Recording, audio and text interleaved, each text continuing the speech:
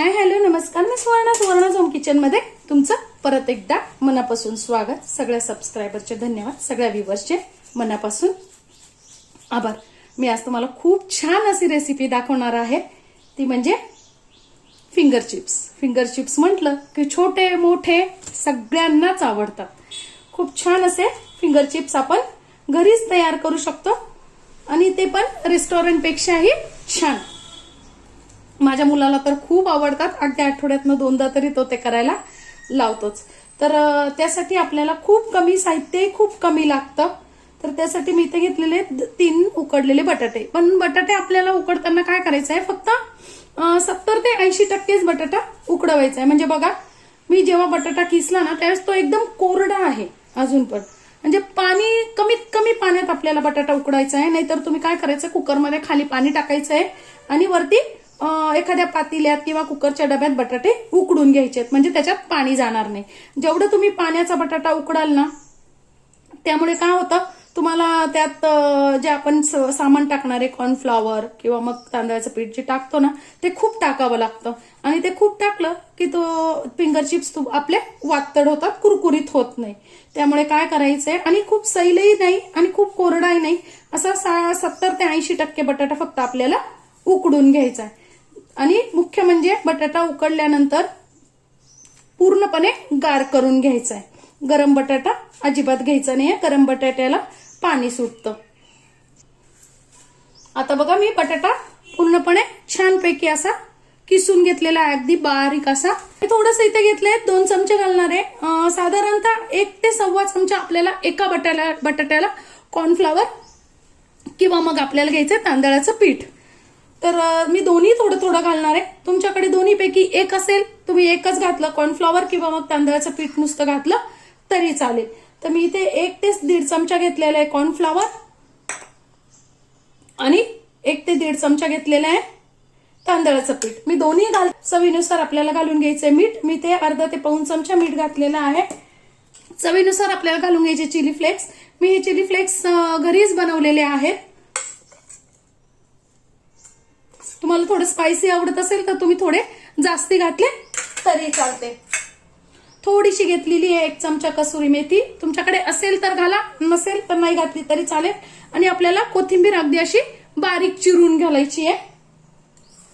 आणि बघा, मी अगदी पाव चमचा फक्त घेतलेली आहे मिरेपूड.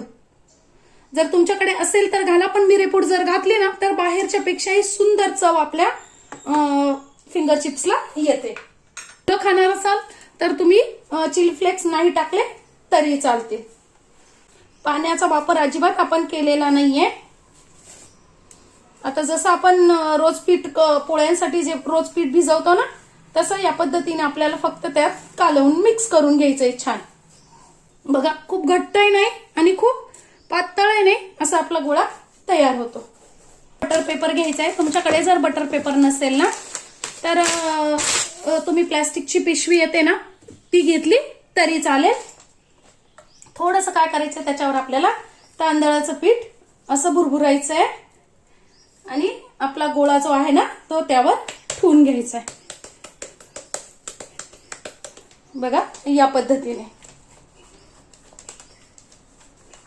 आणि तुम्ही असं हातानेच थापू शकता किंवा मग लाटण्याने थोडासा वरतून पण टाकून घ्यायचं तांदळाचं पीठ आणि या पद्धतीने तुम्ही लाटण्याने पण करू शकता. बघा, अजिबात कुठेही लाटण्याला वगैरे चिटकत नाही, कारण आपण प्रमाण योग्य घेतलेलं आहे.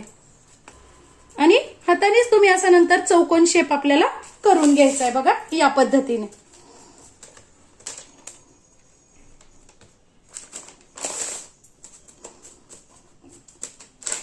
बघा, खूप जाडही नाही आणि खूप पातळही नाही, असं मी अर्धा इंच लाटून घेतलेलं आहे.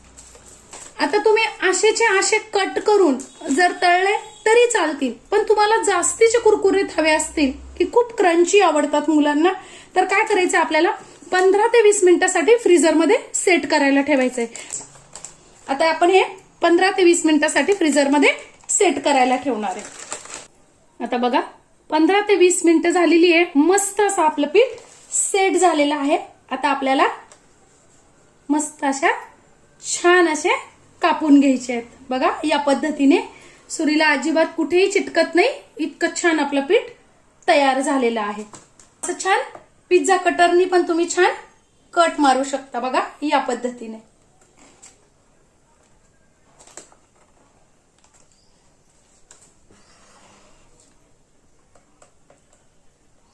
आता एकीकडे मी लगेच तेलही तापायला ठेवलेलं आहे. आपल्याला हे छान मीडियम गॅसवर फ्राय करून घ्यायचे, छान असे तळून घ्यायचे बघा या पद्धतीने.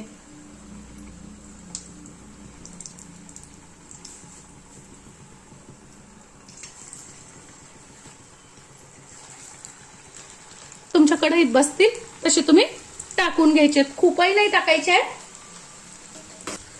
आता बघा सुरुवातीला आपल्याला का टाकल्या अजिबात त्याला हातही लावायचा नाहीये, नाहीतर काय होतील ते तुटू शकतात.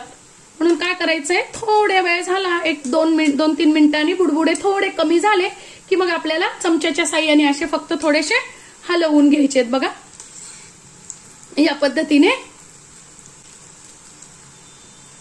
आणि मस्तपैकी अगदी ब्राऊन कलर येईपर्यंत, कुरकुरीत होईपर्यंत छान तळून घ्यायचे आहेत. हाताने क्रंची झाले की नाही, मस्त क्रंची झालेत बघा, आवाज पण येतोय लगेच. आता काढून घ्यायचे.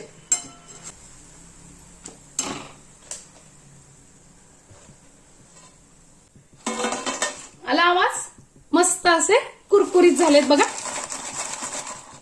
किती सुंदर असे, रेस्टॉरंट पेक्षाही भारी आपले आवाज दाखवते तुम्हाला. अजिबातही तेलकट न होणारे मस्त असे कुरकुरीत, इतके सुंदर असे आपले फिंगर चिप्स तयार झालेले आहे. मी तुम्हाला खाऊन पण दाखवते किती मस्त कुरकुरीत झाले. एक नंबर झालेले, खूप सुंदर लागतात. आजची माझी व्हिडिओ कशी वाटली कमेंट्स मध्ये नक्की सांगा. चॅनलवर नवीन असाल तर चॅनलला सबस्क्राईब, लाईक आणि शेअर करा. आणि मुलांसाठी हा नाश्ता नक्की करा. थँक्यू, धन्यवाद.